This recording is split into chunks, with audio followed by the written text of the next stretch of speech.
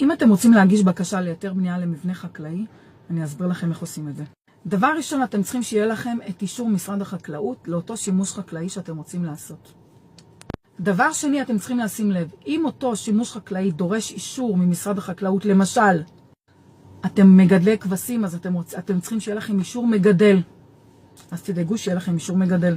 אחרי שפניתם למשרד החקלאות, ואחרי שהוא אישר לכם את כל הנתונים החקלאיים האלה שאתם רוצים להקים, הוא חותם, נותן חתימה על הגרמושקה, שאותה בסוף אתם תגישו לוועדה, שהוא מאשר את השימוש החקלאי בתכנון כפי שהוצע, והתכנון דרך אגב צריך להיות תואם את התכנונים המוצעים של משרד החקלאות. הוא מפרסם לדוגמה איזה תכנון צריך להיות לכל מבנה, ואתם צריכים לעמוד בסטנדרטים האלה.